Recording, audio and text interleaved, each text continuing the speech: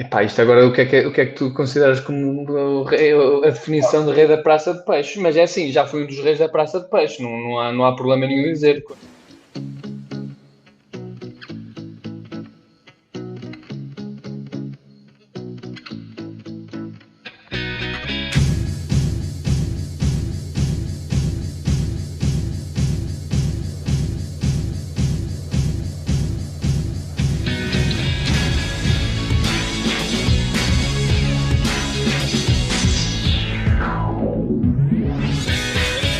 Ai, ai, ai, ai, ai. Domingo, já sabem, dia de setting the pace. E pronto, hoje o diretor não conseguiu ceder à pressão do bicho, que esteve aqui há 2 semanas, e convidou alguém que teve uma curta carreira enquanto atleta, ao mesmo tempo que dava espetáculos à noite, mesmo sendo um tipo de low profile. Dizem que não havia uma boa festa sem que ele estivesse lá a pôr música. No entanto, passada essa fase da loucura e também porque o Covid lhe estragou estes divertimentos noturnos, o meu convidado de hoje atualmente é chamado sempre que há mazelas. É ele, Tiago Gamelas. Olá, Tiago. Olá, olá, Rafael, boa noite. Esta apresentação. Eu gostei e já me disseram de várias formas o meu nome, mas realmente nunca pegaram da forma como tu pegaste, pelas mazelas, não é? Agora pela área que me toca e pelo nome, pelo Gamelas, não é? Portanto, olha, acho que foi conseguida a entrada. Olha, obrigado por estares aqui neste podcast das estrelas. Tu foste uma estrela cadente no atletismo, mas agora és uma estrela que está aí fixa como fisioterapeuta no atletismo. E bem, o diretor deu-me aqui a primeira pergunta no envelope, que eu vou ler agora. Epá. Então, aqui vai. Primeira pergunta. Caríssimo Gamelas, todo mundo sabe que você é tranquilo, calmo, sem dar nas vistas. Enfim, você é uma pessoa que gosta de estar por trás. Portanto, a primeira pergunta só pode ser uma. Senhor Gamelas, você é fã daquela posição de 4? Pá, isto logo por tratar por você. Isto uma pessoa Logo a por querer tratar passar aqui uma seriedade e depois vem uma pergunta ao diretor. Está aqui uma pessoa a tentar manter aqui a integridade e depois lançou assim uma pergunta um bocadinho em aberto Sem e nível. um pouco amigo. Não, mas essa pergunta por você e com uma distância de 4 que não existe, por acaso está muito engraçada, não é? Mas Mas queres responder? Tu gostas da posição 4 ou preferes ficar mesmo no pódio? é assim, há uma posição 4 Cat Camel, que é um bom exercício para a coluna, para trabalhar a zona lombopélvica, e portanto é uma posição que se privilegia para trabalhar um bocadinho alguns problemas do foro da coluna lombar, da zona sagrada, etc. Portanto, sim, é uma posição que privilegio. Uma gente quer ver aquele amor meu. Eu pego no burrito e lá vou eu. Mas preferes ficar no pódio. E Sim, preferencialmente no primeiro lugar, não é? quem não é? Quem não anda nisto, não é? Quem não? Olha, e tu quando nasceste, tu foste o primeiro dos gêmeos ou foste o segundo? Pela hora de saída, eu fui o primeiro a sair. Pronto. Agora, se sou mais velho ou se sou mais novo, isso agora depende um pouco das teorias, se o primeiro é o mais velho ou se é o mais novo, mas fui o primeiro a sair. Segundo reza a história, o cronómetro bateu em 11 minutos antes do meu irmão, do Pedro. Portanto, o meu pai estava habituado a andar com o cronómetro e ali não foi diferente. Foram 11 minutos. E tu lembras-te como é que era o pequenininho Tiago Gamelinhas, lá por Aveiro? Lembro-me, sim. Tinha sempre uma réplica ao lado, portanto é sempre mais fácil lembrar quando tens alguém parecido ao teu lado. É verdade, é por aí. Mas lembro-me, neste caso, tinha um aspecto mais de reguila, portanto, se houver aqui um tempo de comparação em relação a alguém que era parecido comigo, era mais reguila, fazia um bocadinho mais asneiras e as coisas naturais de criança, de algum mal comportar também, isso também fazia parte, mas também algum bom comportar, portanto também havia a questão do respeito. mas fiz as minhas asneiras. Não era um menino bem comportado. Mas por acaso, em termos de aspecto, o teu irmão parece mais reguila do que tu. Sim, se formos ver fotos mesmo de criança, via-se quem era o Reguila. Via-se. E olha, tu com que idade é que começaste no atletismo? Tu e o teu irmão, foi em simultâneo, não foi? Sim, essa carreira desportiva começou numa. Olha, desde que me lembro. Não me lembro. Desde que me lembro. Pronto, é a melhor resposta para isso. Portanto, deve ter sido muito novo. Recordo-me que tenho uma vaga ideia de uma reta, se calhar, de 100 metros, em Outeiro de Baixo, ali perto, não longe da Oliveira do Bairro.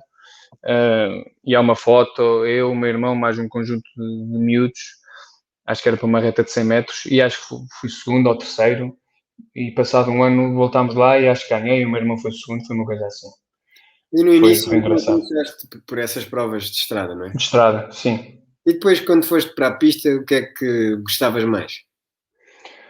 Era o que aparecia. Havia aqui um objetivo que, ali a partir de iniciado, que a malta para sair da zona tinha que ir ao Olímpico Jovem Nacional. Mas Então tentámos.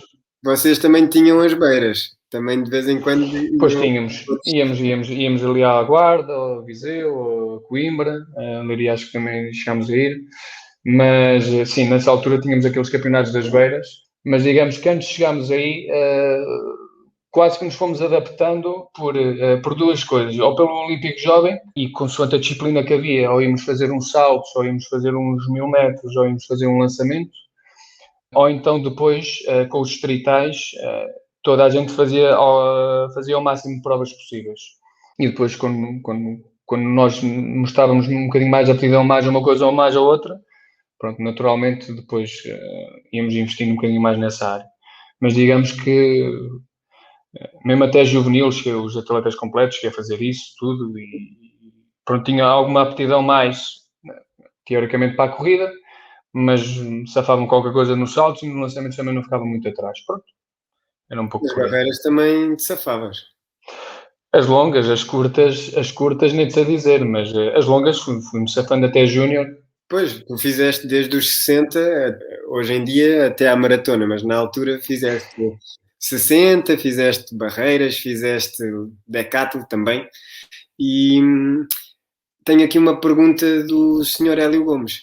Sendo tu um consagrado DJ nacional e aveirense e nacional, não faria mais sentido tu teres sido lançador de discos? Sim, mas os vinis realmente não chegam a 50 gramas, 100 gramas, não estou a exagerar. Portanto, diria que se fizesse o exercício de tentar lançar vinis, é possível que aparecesse uma dor de cotovelo. O disco era aquele que se podia ajustar mais ao perfil para não variar muito a posição do turno da noite e do turno do dia. Mas sim, no disco... Nunca pediste ajuda ao Paulo Reis quando foste lá para a Juventude Irigalense? Sim, aliás, e inclusive a Irina me chegou a ceder umas sapatilhas antigas dela, nós até que podíamos calçar quase o mesmo. Calma, mas ela é que tem o pé grande ou és tu que tens o pé pequeno? Não é pé grande nem pé pequeno, é intermédio, dava para os dois. Neste caso dava para os dois. Portanto, ainda tenho isso. Não sei quando é que é de voltar a precisar, mas claro, então fui para um Centro Nacional de Lançamentos e eu não podia dicas ao Técnico Nacional de Lançamentos. Isso não podia acontecer. E olha, é verdade. Tu queres falar sobre essa entrada na JV? Porque eu nunca vi uma chegada tão triunfante a um clube. Tu entraste para 3 cargos, não foi? Atleta, fisioterapeuta e animador DJ dos eventos. Sim, digamos que pode ter sido a entidade em que mais funções exerci. Pronto, é muito possível. Ali o argumento era eu ser fisioterapeuta, mas ainda participei como atleta federado, voltei um pouco para ocupar um bocadinho algum tempo livre. E o Juventude Irigalense, como organiza vários eventos internos e mesmo em termos internacionais, as taças da Europa de lançamentos, e outras de taças dos clubes campeões europeus. Pronto, uma mão lava a outra e no final de cada dia, da cerimónia de encerramento, lá se fazia uma festa, um convívio final em que ia-se tirar um bocadinho o pó aos discos no Estádio Municipal de Leiria. Mas tu tens isso no CV, não tens? Depende dos CVs. Depende, porque há coisas que depende para onde é que ele é endereçado. Mas tenho em algum CV, tenho isso. Em algum CV tenho isso. Olha, e porquê fisioterapia? Com que idade é que sentiste que era isso que era o teu chamamento, digamos assim? A fisioterapia veio na sequência da área de interesse que tinha pelo desporto. Eu tinha interesse na área do desporto e andei a sondar um bocadinho o mercado e diretamente não achei que fosse uma aposta segura naquela fase estar a enverdar por aí. Então fui ver áreas relacionadas. A fisioterapia foi claramente daquelas que apareceu logo em primeira linha. Sendo em Aveiro o risco era menor, portanto não tinha que me mobilizar de casa em termos de despesa associada e portanto foi um bocadinho à descoberta de perceber no primeiro ano o que era a fisioterapia. Se um aluno de fisioterapia chegar ao final do primeiro ano e conseguir definir e perceber o conceito de fisioterapia, daquilo que é a nossa classe profissional, acho que é um ano positivo, digamos que está passado. Portanto, foi nesse sentido. Nós tivemos aqui uma atleta, a Sónia Tavares, que disse que estava em fisioterapia, mas depois desistiu porque sentiu ao longo do curso que não ia ter autonomia depois, quando tivesse a exercer, autonomia para definir o que o paciente necessitava. E então foi por isso que desistiu da fisioterapia. Tu sentes isso no teu trabalho? Que tens de ficar à espera de um fisiatra, etc. e tal? A nossa área, assim, a área eu entendo o que é que a Sónia possa entender em relação a isso. A nossa área, nós em Portugal seguimos um modelo biomédico e, portanto, existe um diagnóstico médico, existe em termos clínicos um diagnóstico médico, mas em termos de fisioterapia também existe um diagnóstico funcional, ou seja, a pessoa naturalmente tem uma condição clínica, tem um diagnóstico médico e depois a área de fisioterapia tem um diagnóstico funcional. E neste sentido, nós temos que complementar e naturalmente seguir a condição, o diagnóstico médico, que tem uma classificação internacional reconhecida, tal como a fisioterapia também tem as condições de função também tem uma classificação internacional reconhecida. E uma não invalida a outra. Portanto, não ficamos propriamente reféns do ato médico, nem o ato médico fica reféns do ato da fisioterapia. E, portanto, temos que saber interpretar, reconhecer até onde é a nossa linha de ação. Não é propriamente fácil de limitar estas áreas de transição, mas claramente são complementares, elas são, e claramente nós não estamos dependentes, diretamente também não estamos, mas não estamos também totalmente independentes. Portanto, não sinto diretamente, não sinto essa falta de autonomia. Até digo, e até pelo contrário, à medida que os anos da minha curta carreira têm passado, trabalho com mais pares e com mais profissionais e cada vez também sinto ainda mais força na autonomia que tenho. Tiago, e o que é que tens a dizer quando os massagistas se armam em fisioterapeutas? Tu chegaste a conhecer aí o massagista do Beira-Mar? Não. O massagista do Beira-Mar, quer dizer, o Lopes, sim. O Sr. Lopes? Sim, o Sr. Lopes. Era onde toda a gente ia. Eu já fui, queimou-me a nádega. Queimou-me a nádega. Chegaste a ir ao Lopes, em Cacia? Em Cacia, sim. Na altura que andava por aí. Vieste quase de longe, sim, o Lopes, sim. Eram os recursos que haviam, aliás, primeiro não havia tanto recursos disponíveis. Havendo menos recursos, não é questão de ser melhor nem pior. Havendo menos recursos, tu circunscreves-te àquilo que existe e possivelmente, lá está, as pessoas não reconheciam, por exemplo, a área da fisioterapia ou não reconheciam tanto, se calhar, o parecer médico para determinadas condições e portanto, facilmente iriam àquele que estaria mais disponível. Mas sim, cheguei a ter um problema muscular no adutor, na zona da virilha, e o Lopes tratou daquilo. Portanto, na altura, assim, continuo a andar, continuo a correr, continuo a fazer as minhas coisas, portanto, à partida não fez muitas vezes nada. Mas o tratamento era igual a todos, não é? Era o mesmo procedimento para todas as lesões. Eu, na altura, quando era miúdo, na altura também não era uma área que, lá está, não me estava a despertar mesmo, mas era muito provável que aquilo que aplicava o Lopes era muito parecido nas condições musculares em todo o lado. Eu tinha Mas pronto. ciáticas e ele, pronto, marcou-me a nádega para sempre. Deve ter Pronto. deixado um ultrassom tempo demais e queimou-me. Não, possivelmente aplicou-te umas correntes que devem ter algum cuidado na intensidade e nas frequências e queimou. Pronto, é esse o perigo. Mas pronto, também continuas a correr, portanto também não foi por aí, é estético. Foi só estética. E olha, tu sentias que podias ser melhor fisioterapeuta ou melhor atleta? É porque tu acabaste a carreira de atleta muito cedo, não é? Não sei se chega a considerar uma carreira de atleta, mas pronto, a carreira que fiz foi no sentido de. Pronto, foi no sentido que tinha que ser. Talvez pudesse ter sido um bocadinho mais explorado. Senti que tinha alguma aptidão, pronto. Podia eventualmente ter sido mais explorado, mas também não iria ser nada muito diferenciador, não era isso que ia fazer, se calhar, ter uma carreira com grandes resultados internacionais ou não é por aí, portanto podia ter sido um bocadinho mais. E na área da fisioterapia, se tivesse que mudar alguma coisa, poderia mudar, mas acho que seria injusto, dado que, pronto, também não tenho assim tantos anos de carreira pronto, e pelo menos na área do desportiva as coisas têm sido ascendentes, nesse sentido.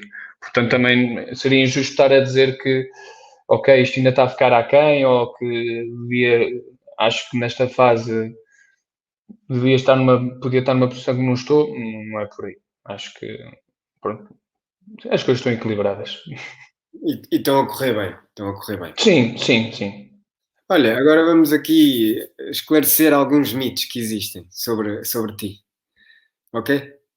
Ok, eu pensava que era sobre fisioterapia, mas pode ser sobre mim, está bem. Olha, é mito ou verdade que tu já foste o rei da Praça do Peixe? Epá, isto agora, o que é que tu consideras como a definição de rei da Praça de Peixe? Mas é assim, já fui um dos reis da Praça de Peixe, não há problema nenhum em dizer. Quando eu passava lá a maioria das noites da semana,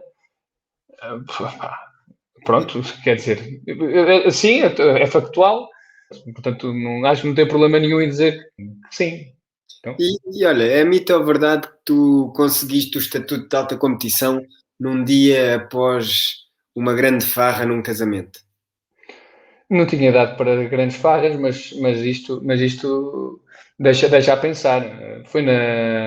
Fiz na altura marcas entravam no percurso de alto rendimento depois do casamento de uma das minhas primas. Pronto, em que naturalmente não há contenção nos doces, o que é certo é que aquela glicose, aquele açúcar todo no dia posterior resultou. Portanto, E olha, aquilo deu. é mito ou verdade que tu, desde que vieste para Lisboa, tens a mania que és surfista? Não é mania que é surfista, mas vir a ter estar à disposição e também querer experimentar outras coisas numa cidade diferente também não me armei em surfista, mas Mas lá pronto. tu tens ondas melhores, lá na Praia da Barra e etc. Pois tenho, mas nesta fase que eu vim para cá, decidi experimentar também desportos mais aquáticos. Estava sempre habituado a fazer desportos terrestres e decidi que agora... Decidi só experimentar coisas diferentes. E aqui não, a temperatura da água não é por aí, também aqui é um bocadinho mais quente, lá um bocadinho mais frio, em cima mesmo é por aí. É mais a temperatura exterior, o conforto de sair e de entrar é diferente cá do que lá em cima. Acho que isso faz um bocadinho a diferença. Olha, último. É mito ou verdade que o facto de ter sido atleta te faz melhor fisioterapeuta? Ou isso é conversa da treta? Isso é verdade, não vale a pena ignorar e nós, especificamente, se profissionalmente trabalhar num setor, numa área que já tenha pronto, tido alguns papéis, é natural que em termos de conhecimento de métodos, de conhecimento e mesmo em termos culturais, de algumas tradições, boas ou más, tanto para o profissional como para as pessoas que me rodeiam, é benéfico pelo conhecimento por dentro, neste caso, da modalidade em si, e mesmo por alguma ligação que exista com as pessoas, porque nós, no final de tudo, nós estamos numa modalidade que procuramos números, não é? Quer dizer, no desporto procuramos sempre números, mas no final, na fisioterapia, tratamos pessoas, portanto, havendo uma ligação com as pessoas, pontos comuns, é normal que exista uma ligação e uma confiança e os resultados diferentes. Não é diferente, não iam ser maus, mas facilita o processo. Chega-se mais rápido ao mesmo sítio. Mas acreditas que se pode ser um bom fisioterapeuta sem ter sido desportista? Fisioterapeuta ligado ao desporto, sem ser desportista. Claro. Se estivermos na prática profissional, ou seja, se um colega tiver iniciar o trabalho no ramo desportivo e não teve um contacto prévio, ele vai conseguir, ele tem capacidade e competências para ser competente e ter bons resultados. Pode demorar um bocadinho mais, mas isto há várias estratégias de chegarmos ao mesmo fim, mas eu não digo que possa demorar um bocadinho mais diretamente, mas digamos que facilita quem teve, mas não prejudica quem não teve. Pronto. Okay. Acho que é a melhor forma de colocar. Responder. Pois, temos o caso do Mourinho, que nunca foi um bom futebolista e depois se tornou um grande... E depois, pronto, é isso e outros tantos.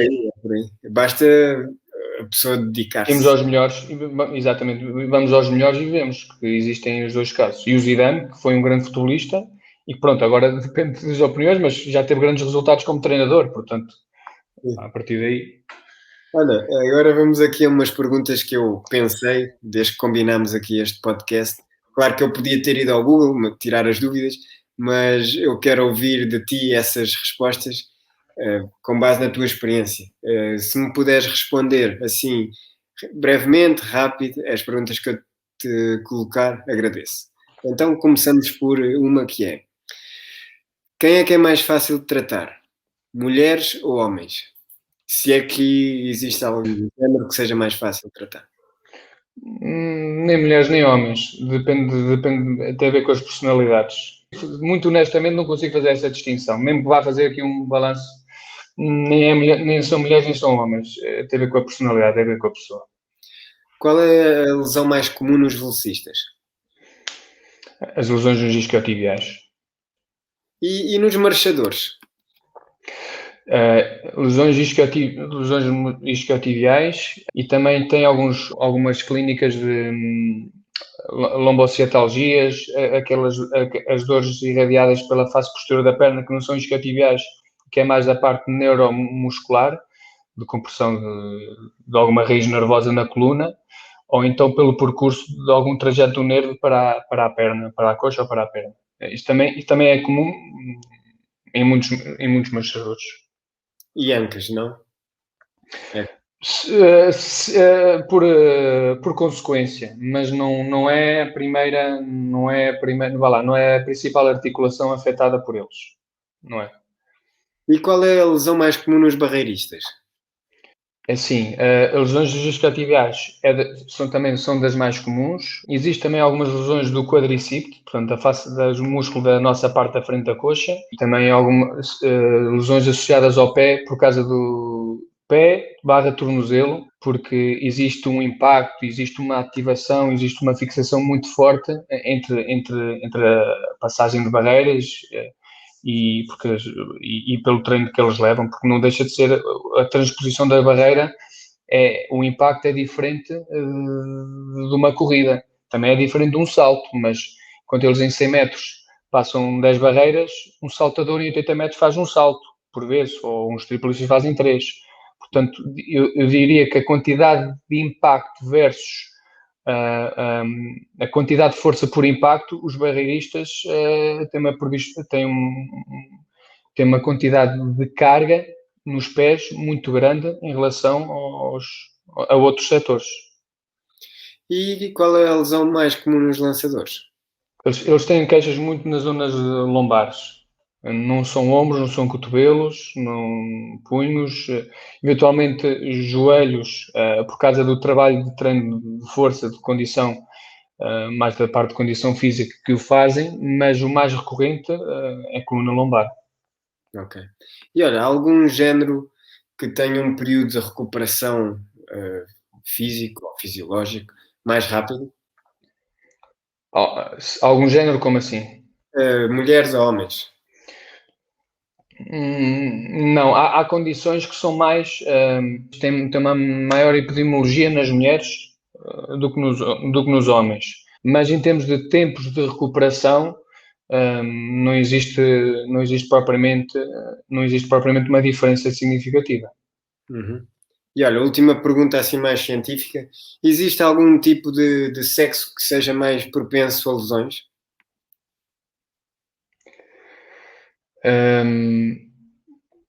É assim, eu não consigo ter conteúdo suficiente para te responder de uma forma crítica com conteúdo para isso. Não consigo ter resposta para isso. Portanto, não tenho conteúdo suficiente para dar uma resposta Okay. com Tu por acaso viste uma publicação do UCRA, daquele jogador, cicatrizes. há uns anos atrás? Qual? Há uns anos atrás alguém no Football Manager tinha o UCRA na equipa e de repente ele lesionou-se, ele foi ver a razão e ele tinha lá entorse peniano e depois mandou aquilo para o UCRA nas redes sociais e o UCRA, claro, na brincadeira, postou uma foto que eu vou-te mostrar a dizer obrigado pela preocupação, eu estou a recuperar bem. Ok. Bem, exatamente. Tá com uma bota, a bota realmente tem uma dimensão de uma perna. Portanto, está a recuperar bem o homem. Mas não conhecia esse método de recuperação para entorses penianos. Não conhecia. Não, ele é bastante brincalhão e ele depois, passado uns tempos, meteu assim uma bolacha e não se via cueca, não se via nada e uma bolacha... E também de Borat, não sei, eu também acho que não foi ele. Talvez. Ele às vezes tem umas dessas. Sim. Olha, agora vou-te perguntar o que é que era mais difícil para ti. Dou-te aqui duas opções e tens de me dizer qual é que achas que era mais difícil. Era mais difícil para ti lançar dardo acima de 50 metros ou correr os 400 barreiras com 15 passadas entre todas as barreiras? Era mais difícil 15 passadas entre todas as barreiras. Tu conseguias 15 passadas até quando? Até sexta. É a linha do obstáculo, é sétima, não é? Sétima, sim. Sim, é o do obstáculo. O meu recorde pessoal, eu tropeço nessa barreira, quase que vou ao chão, inclusive tenho que meter as mãos no tartan, na pista 8 universitária e é recorde pessoal. É recorde pessoal. Portanto, ainda dava um bocadinho mais. E essa é fácil de justificar, porquê? O exercício. Porque eu dar nunca treinei, portanto, aquilo bastava fazer qualquer coisinha e aquilo passava aos 50 metros. Tinha passado. Ficaste perto, 49, qualquer coisa. 9,9, sim. Olha, era mais difícil tu teres horários de trabalho totalmente imprevisíveis ou meter-te a mexer no estádio de Aveiro antes dos jogos do Beira-Mar? Era mais difícil meter-me no Estádio Municipal de Aveiro nos Jogos de Beira-Mar. Era mais difícil. E era mais difícil passar música toda a noite ou fugir do assédio das fãs desejosas de ter um DJ? Era mais difícil fugir do assédio das jovens, porque passar música toda a noite é uma coisa... Fácil. Sim, fácil, exatamente. E olha, é mais fácil tratar uma lesão gravíssima ou correr uma maratona? Uma lesão gravíssima. É mais fácil correr uma maratona. Agora, fixando aqui nesta última pergunta, quero perguntar qual foi a lesão mais grave que tu trataste com sucesso? É difícil estar a distinguir uma lesão mais grave ou com maior incapacidade com sucesso. É assim, uma lesão mais grave e que tenha tido sucesso, assim, já tratei variedade delas. Existe um fora do âmbito do desporto. Foi basicamente um rapaz, um joelho, fez uma mosacoplastia. Na verdade, tinha ali um processo em que teve que fazer uma reestruturação ali da articulação do joelho, com colheita ali em determinadas partes do corpo dele, e pronto, gerou uma capacidade de um rapaz de, na altura, 14 anos, durante mais de um ano. É um bocadinho a mesma coisa que estamos a viver agora, né? As pessoas estão impossibilitadas de fazerem aquilo que sentem, aquilo que os faz sentir bem e de alguma forma de socializar e de estarem com outros. E, portanto, um rapaz, mais de um ano, por incapacidade de não conseguir brincar com os colegas, não conseguir ter a oportunidade de fazer as coisas normais na adolescência, é um processo pela lesão em si, mas mais pelo contexto todo à volta. E no final, passado, o processo demorou cerca de 2 anos até ele ter alta, pronto, naturalmente foi mais do que uma maratona e foi um caso conseguido. Mas digo, pelo impacto que teve na vida da pessoa, deve ter sido o caso mais grave que tratei, pronto, que no final as coisas correram bem, pronto, voltou à sua vida normal. Uma grande maratona. Exatamente. Por falar em maratonas, eu sei que existe aí uma grande rivalidade entre gêmeos na maratona, nessas distâncias longas. Mas ainda não passámos para os ultras, calma. Pois, mas há aí diferenças nos planos de treino, não é? Tu és apologista de trabalho em qualidade e o teu irmão gosta de enfiar quilómetros. Comer quilómetros. Não é? Mas eu sei que ele tem a ajuda aí de um ex-atleta, ou de um atleta muito famoso. Tu estás em desvantagem nesse campo, ou não? Por um lado, sim. Por outro também, pronto, também trabalho com outros treinadores, portanto, de modo da forma que também vou vendo alguma coisa. Portanto, não iria estar a mentir se fosse o contrário, não é? E como é que tu vives essa rivalidade? É na brincadeira ou levam a sério? Não, é saudável. Agora, pronto. És capaz de lhe meter laxante na véspera de um embate? Não. No final, talvez só para... Agora, antes não, porque depois entramos com condições diferentes. Tem que ser justo. No final tem que ser justo. Ele já teve melhor, eu já tive melhor e pronto, isso faz parte. Nós não temos essa... É uma rivalidade mesmo saudável. Muita gente diz que a maratona ensina muita coisa e correr uma maratona traz muitos ensinamentos. Eu gostava de saber se tu sentes isso. E se sim, qual foi a coisa mais importante que a preparação para a maratona ou a maratona em si te ensinou? A maratona é algo que devemos respeitar.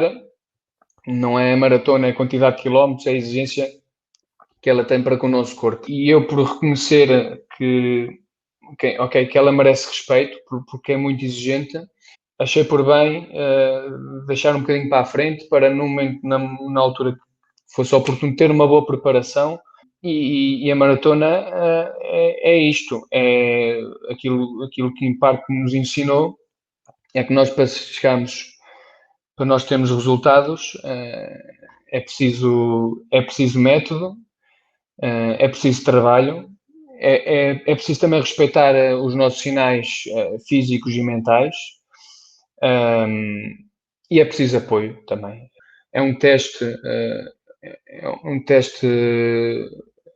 mental, um teste físico às nossas capacidades que nos levam ao limite e que nós conhecemos o limite. Pronto. É difícil, pronto, conhecemos os nossos limites. Pronto, e é um bocadinho nesse sentido. Sim. Tu és o rei na maratona. Atualmente, tu tens a melhor marca na maratona que o teu irmão. Pelo menos lá em casa, sim. Na meia maratona, o resultado oficial do Pedro é melhor do que o teu, porque o oficial. Uma virtual, mas isso não conta. Eu quero saber quem é que vai ser o primeiro de vocês, ou quem sabe, o Diogo, quem é que vai destronar primeiro o pai Gamelas do recorde da meia maratona? Da marca que eu sei, que ele tem, pá, o Diogo é capaz de estar um bocadinho longe disso. O Pedro, com uns mesitos de treino, é possível que o faça. Eu, se tiver 2 mesitos, faço isso. Portanto, se eu tiver 2 mesitos de 8, 6, dá-me 6 semaninhas, 8 semaninhas e eu faço isso. O problema agora não é 6 às 8 semanas, é ver uma maratona oficial, uma meia maratona oficial. Claro. Agora, se calhar há um ano atrás não dizia isso, mas agora digo-se. Olha, e qual de vocês os dois começou primeiro na arte de passar discos? Dos dois fui eu, mas isto começou até pelo Diogo, pelo mais velho. Depois foi-se passando CDs e vinis. Então nessa dupla do Gamelas e o outro é mesmo... Ainda existe ainda um outro, portanto, mas aquilo dava para 3. Portanto, se tivéssemos que ir um ao outro, aquilo, na verdade, estávamos a ser verdadeiros com o público, porque bastava ser o outro qualquer um dos irmãos, não é? E olha, tu ainda passavas música antes de começar esta pandemia? Ou já tinhas largado? Não, já estava na pré-reforma. Eu já tinha posto os papéis e já nem recebia nada do Estado por causa disso. Mas faço assim, só já arrumei os papéis porque pronto, a vida é impossível conciliar a vida no desporto e a vida noturna sendo profissional, portanto, só em situações muito particulares é que as coisas acontecem e tenho gosto disso, portanto, não vale a pena dizer que não, naturalmente é um bichinho que fica ali e que às vezes dá gosto voltar a mexer, não é? Isso faz parte.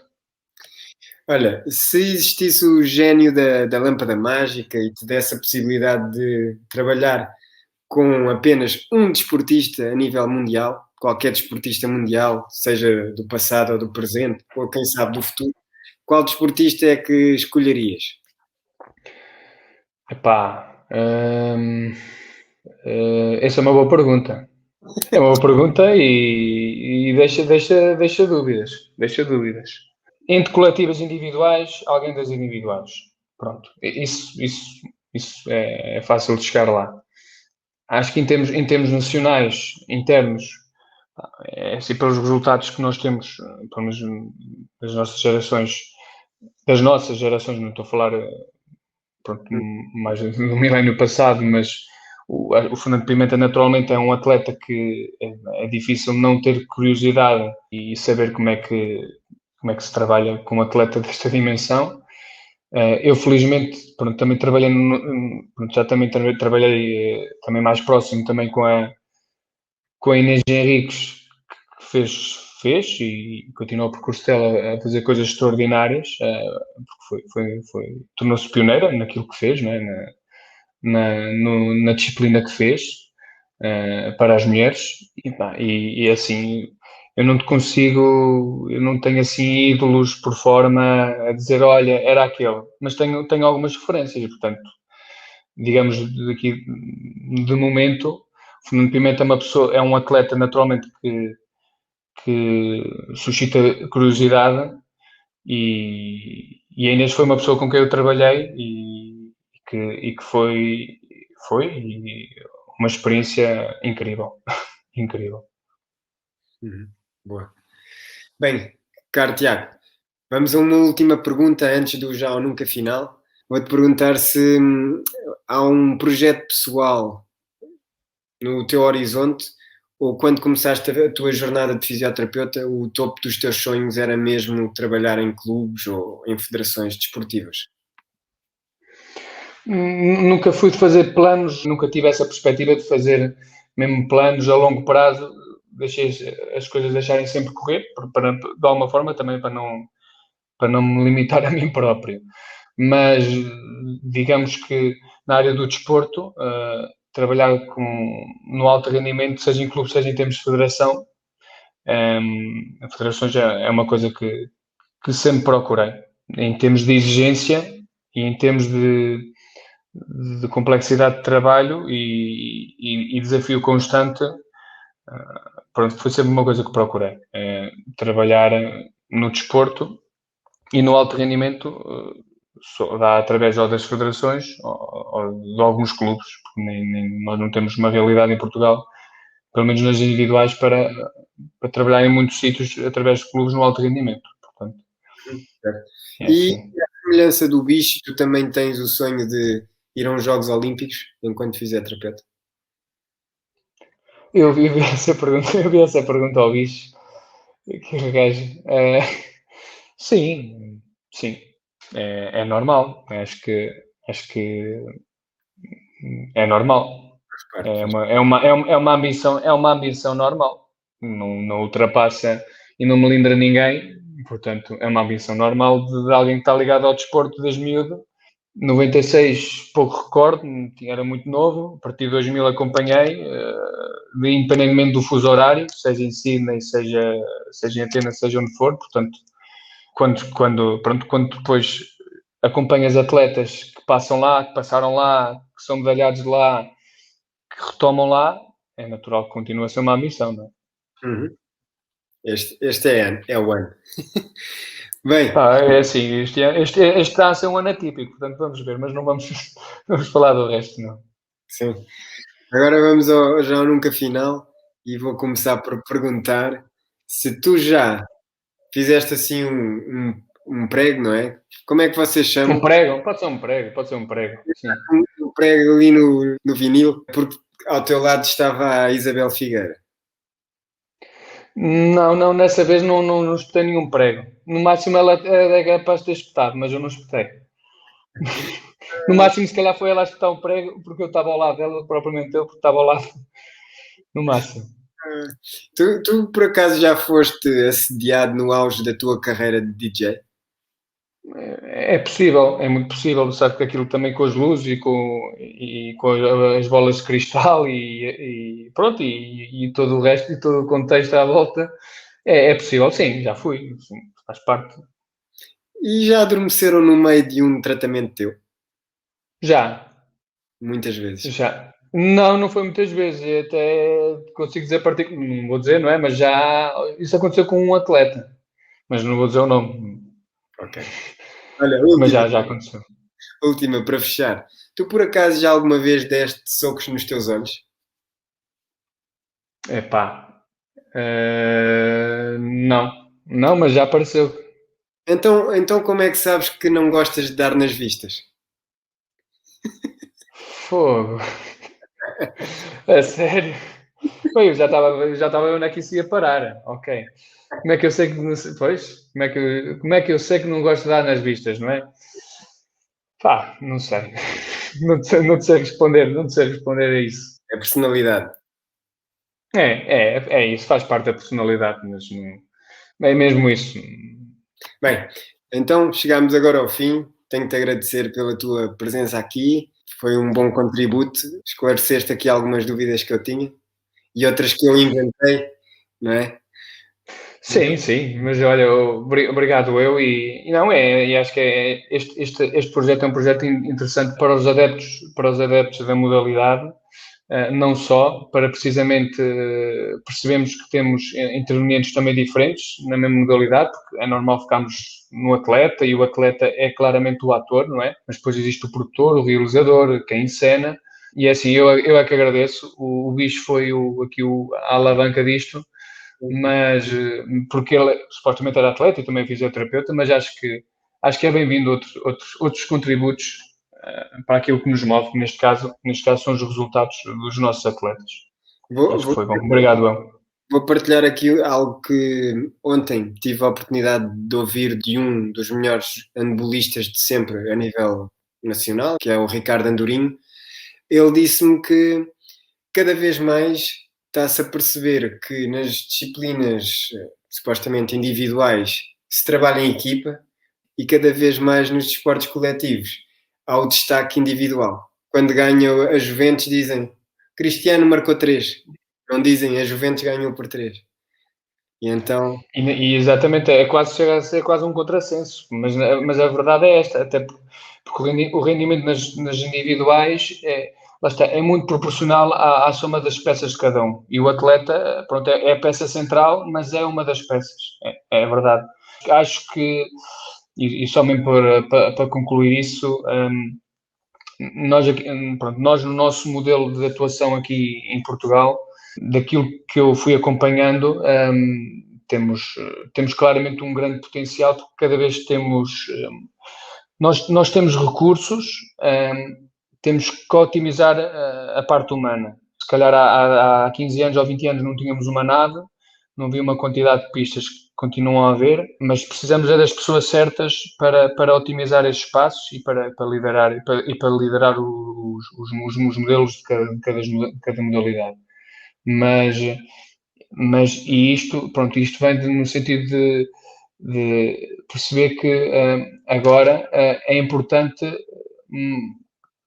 os recursos humanos em volta dos atletas, porque os recursos físicos nós aqui já não estamos na perfeição, mas já estamos num bom patamar.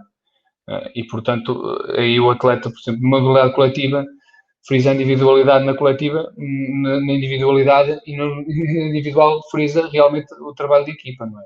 E, portanto, é mesmo esse o foco, é nos elementos humanos em redor da equipa. Boa maneira de terminar. Obrigado. Muito bem. Rafa, boa noite então. Boa semana. Já é tarde. Um abraço. Obrigadão. Tchauzinho.